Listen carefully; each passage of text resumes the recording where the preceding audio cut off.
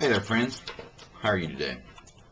I've got some thoughts to share with you on a topic that the Jehovah's Witness don't agree with. They deny. And that topic's hell. I want to read some scriptures to you and give you some explanation on it, if you will, and just listen if you'd like, and if not, I'm sorry, we'll catch another time. I'm going to read to you Matthew 23, verses 33 through 39. You serpents, you generation of vipers, how can you escape the damnation of hell? Wherefore, behold, I send unto you prophets, and wise men, and scribes.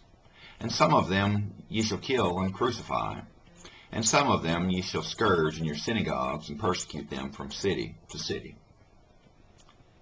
That upon you may come all the righteous blood shed upon the earth, from the blood of righteous Abel unto the blood of Zacharias the son of Barachias, whom ye slew between the temple and the altar.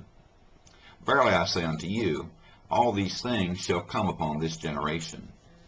O Jerusalem, Jerusalem, thou that killest the prophets, and stonest them which are sent unto thee, how often I would have gathered thy children together, even as a hen gathereth her chickens under her wings, and ye would not.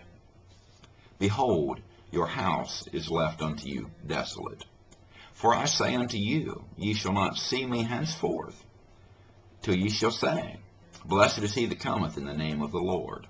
That's Matthew 23, 33 through 39. And I want you to understand, as we started out, Jesus speaking, and his very first part of that, the scripture that I pointed out, ye serpents, ye generation of vipers, how can ye escape the damnation of hell? Hell's the topic. Jesus is the speaker. Quite some time ago, many years, as a matter of fact, I preached on hell, and many people were saved. After the service, one little old lady came up to me, and she was really put out with me, would be a good word, and that's the American way of saying she was upset with me. She was put out. And she said, that's awful. And I said, well, yes, ma'am, hell is an awful place. I'm agreeing. She said, no, not hell. I'm not talking about hell. I'm talking about your preaching. That's awful that you would preach such a message. Jesus always talked about, blessed are the poor, blessed are the meek, blessed are they that hunger and thirst. And she went on, and I said, well, yes, ma'am, he did say that. And I'm just kind of wondering, because those things are found in the Sermon on the Mount. Have you read the whole sermon? Well, yeah, I've read the Beatitudes. I said, no, have you read the whole Sermon on the Mount? I said, have you read where he said, if your right eye offends you, pluck it out and cast it from you, because it's better to enter into eternity without your right eye than to enter into damnation, into hellfire with it. She didn't know what to say at that point. She was kind of taken back. I said, well, what about if your right hand offends you?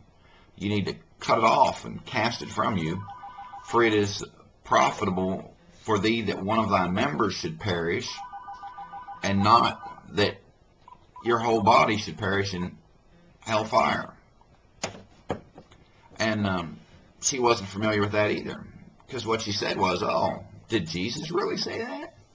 And I said, well, yes, ma'am, if you read Matthew 5, verses 29 and 30, you'll find it.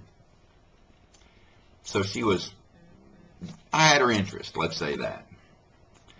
And folks, as I said, Matthew 23:33, ye serpents, ye generation of vipers, how can you escape the damnation of hell? Jesus speaking. So I don't get how people can make the statement in the comments, well, I can't, you're not a Christian, you preaching that, you believe in hell. Well, how can you be a Christian and not believe in hell? Because literally, to say you're a Christian, you're saying you're a little Christ, you're Christ-like. So if you're Christ-like and Jesus is the one talking about hell, what are you thinking? What's going on in your mind that you would try to dismiss something that Jesus taught? I don't quite get that. He said in Luke 16 and verse 24, Jesus speaking, telling a story, not a parable, a fact, a story. He says, Father Abraham, have mercy on me and send Lazarus, that he may dip the tip of his finger in water and cool my tongue, for I am tormented in this flame. Luke 16:24.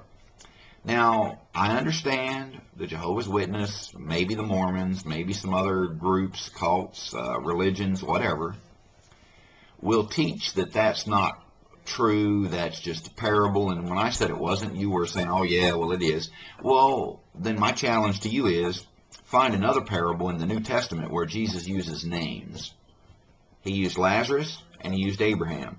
In others, he says a certain rich man, a certain young ruler, a certain Samaritan, the woman at the well. Never a name when he gives any kind of parable.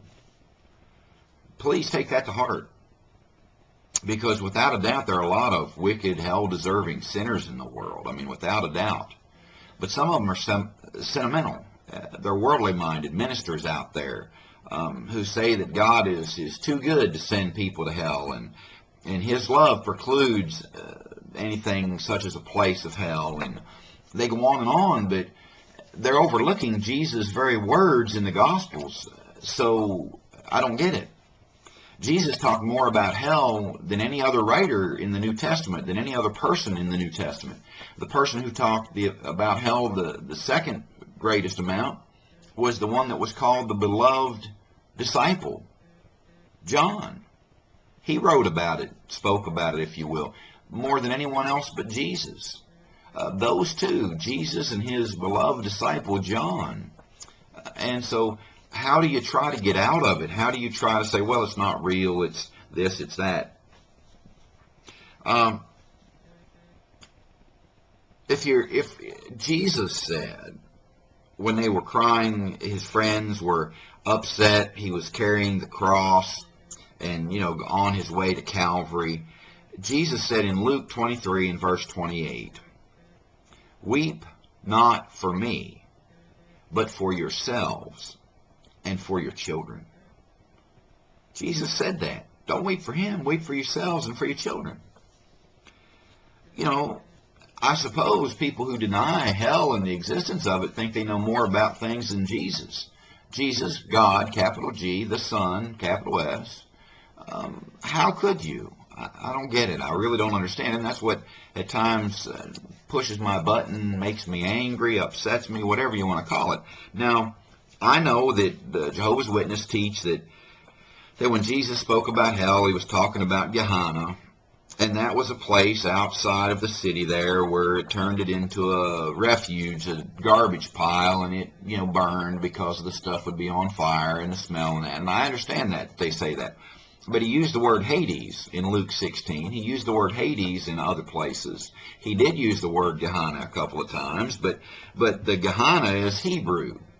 And Hades, of course, we know isn't. And so, it's a valley, the valley of Hinnom, which is southeast of Jerusalem. So we understand all that, and we know that that's a factual place. And so don't miss it as being a type of hell.